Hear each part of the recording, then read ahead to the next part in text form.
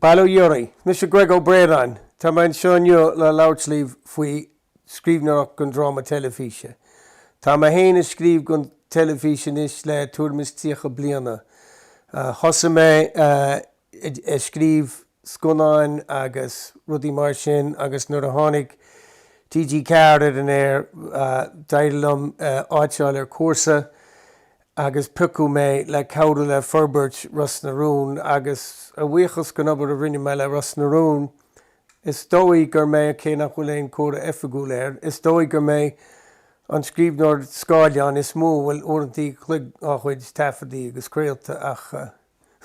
scam faoi sin. Ar é nós, seachas Ros na Rún tá go leor rudí eile gin tam tá sráideacha drámaíochta tá mBéarla agus an nGaeilge, sitcoms agus le cúpla bliana nuas thosa mé scríb animúlacht ar comhléirithe idirnáisiúnta rud amháinm antás agus le gairid richan céad lockdown déide thosa mé scríb Dráma Radio. So tá rionmhaid intam agus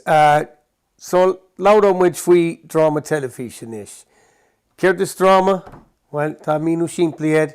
tá duine cinch ag ar rud a cinch as tá sé dechar ar áil. Agus sin bunús éon scéal dramatúla, sin bunús go leor scéalta ach go háirid an drama catha character a bheith duine cinch atá luch féchanta a breanúir as a rá tá duine seo ag ar an rud seo agus bé tú fada de réir má héon tú siar go dtí Aristotle, bé tú fada bé tú duine cóháil leis nó bé siméid an ar chuí cinch, leanna tú tríd a chudíireachtaí chun rud áil agus ag go déire airó leis nó ní airó leis agus bé tú sásta faoi nó brónach faoi nó hebí cean aim atá ag an scríbhneoir in san scéal. So a banan sé sin le drama stáitse, banan sé le scannáin agus banan sé le teilifis agus banan sé le go leor leabhar freisin.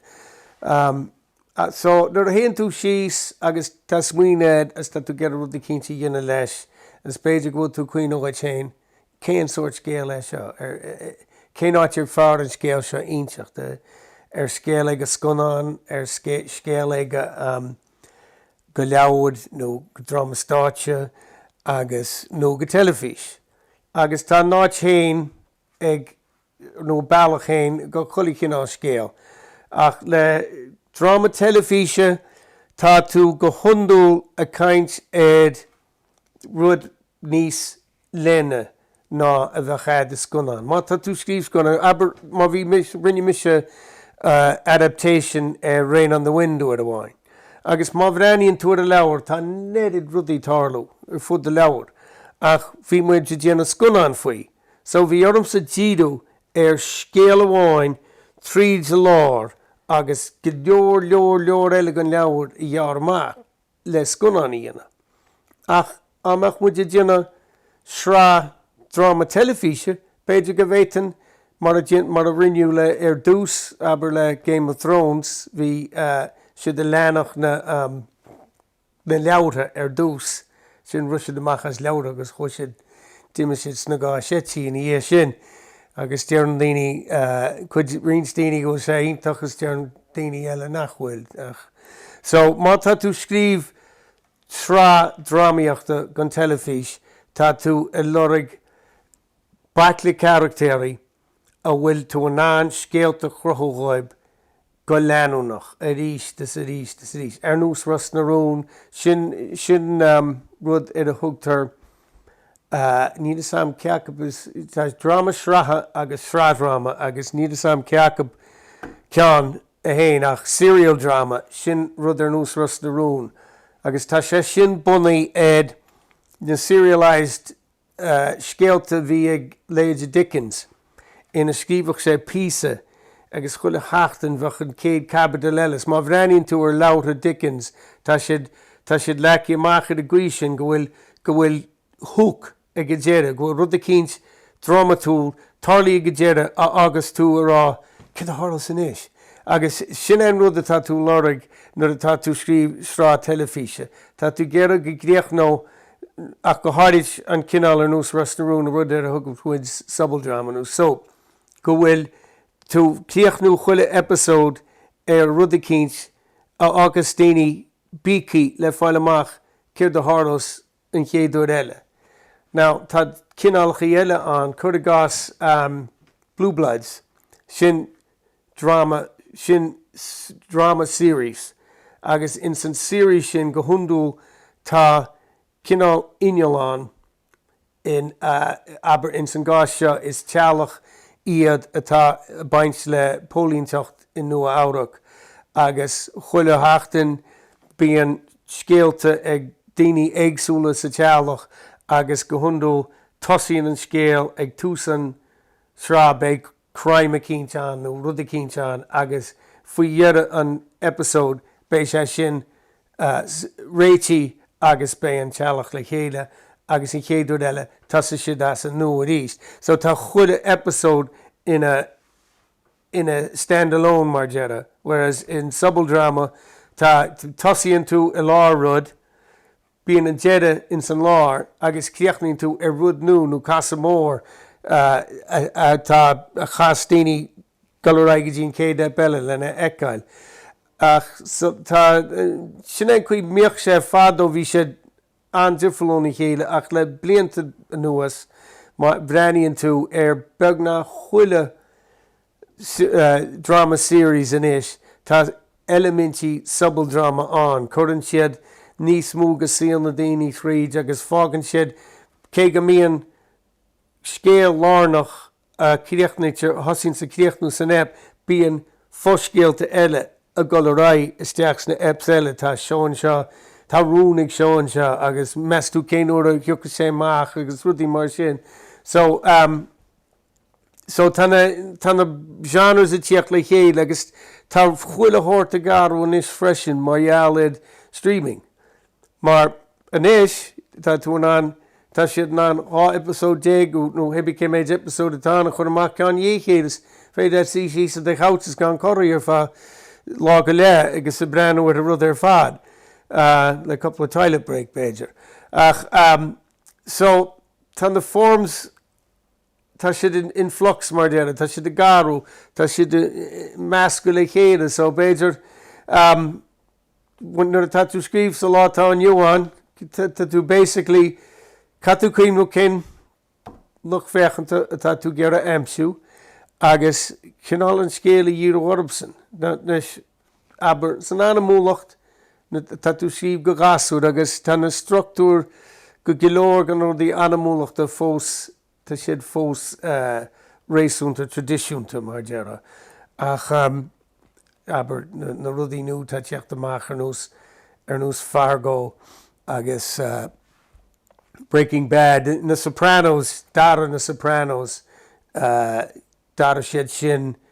gilóir I gcúrsaí teilifíse. Rud sin, hí na halíontóirí móra a gcearr bheith na scannáin, mar is an a bhíochan an cruthúlacht agus na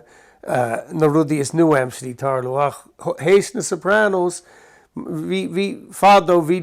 daoine an a d'oibre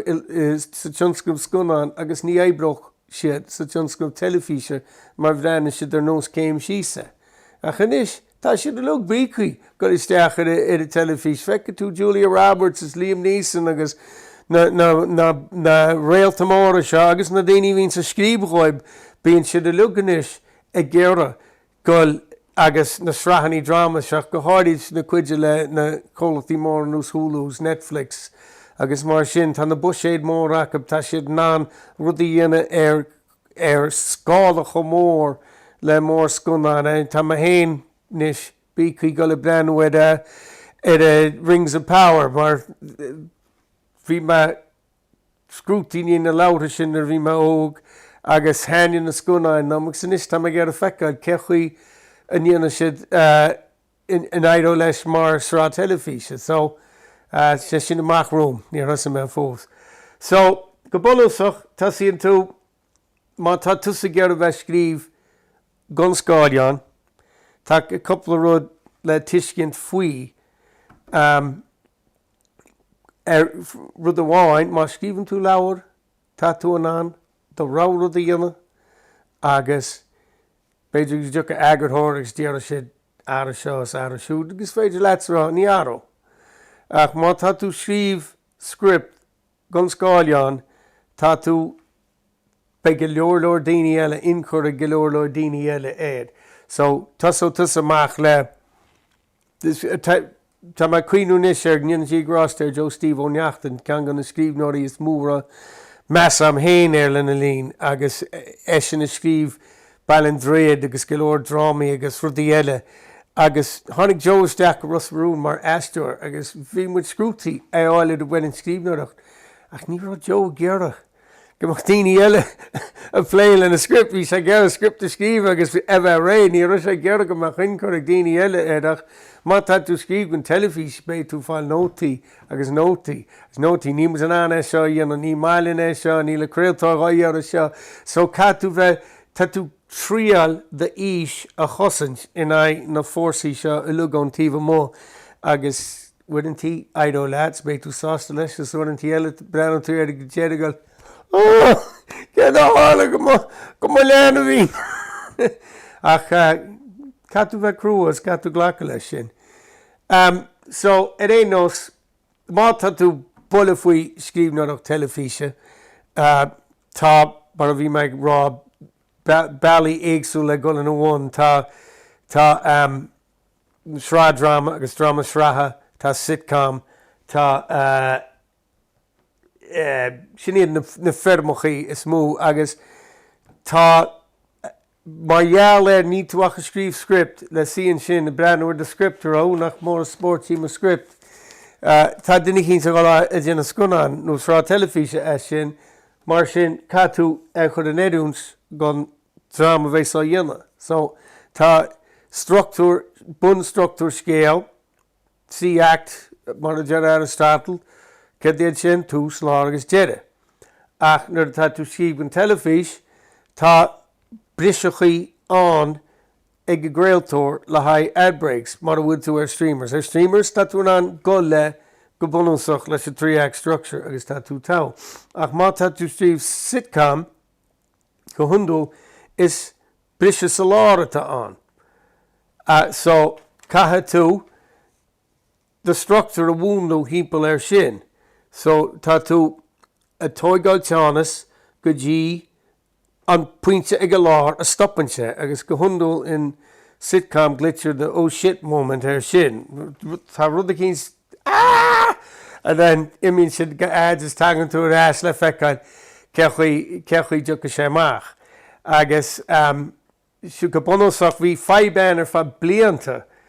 le ras na rún le cuasí structúr. Mar gheall chun nuair a chua an episód amach a lár na seachtaine bhí ad break an le bailach ríd. Ach nuair a chuan omnibus amach ní raon ad break an. So bhí oran a bheith ancuaramach faoin guí a rinnean muid an brise fógraíochta le go naibroch sé fós nuair a bhí clásan í an le dhéanana ar nós scríbhach tú dean racha ghaine bháin agus tagad tú tosin tú an darna le ar a duine eile bhí trasnan siúmar wab nó rudí mar sin ach buchs le dia le tamil be go nuas tá siad hééis ghlacha leis go bhfuil go deastí na brise in san omnibus freisin so an omnibus sin an episód na seachtain ar fád go amach in éon chlár amháin. So tá sé sin cinál réití. Ach má tá tú scríb gon RTE uair a chluig bé hábhrise an. So tá 3-act an ach ní 3-act mar i bheith go hundúil in ráma bheith achta héin beidir de ceadú chuid achta dó le agus achta trí an tíú chuid ach bé na heachtaí sin réinte in rá chuide bé tí físadínta go uair a chluig. So caithe tú ebrú de chuid brisichaí ebrú na dro sin agus feice tú go minicé le chlárachaí Mheireachán nuair a craoltar an seo iad mar tá structúr 5-act i Mheireachá agus nuair a craoltar chlárachaí Mheireachá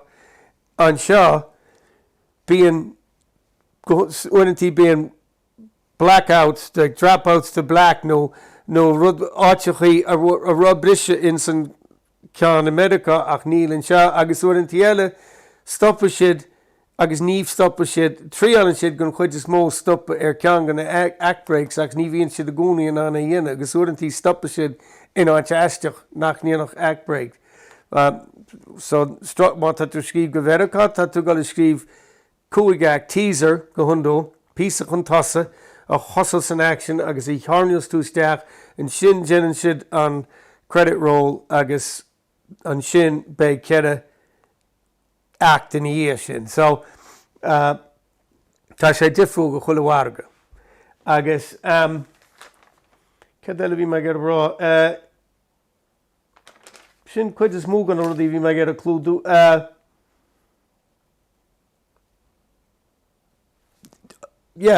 So basically sin gur mágaí tásúil am grosí mágaí an agus go naidí líomh má bhfuiln tú faoi.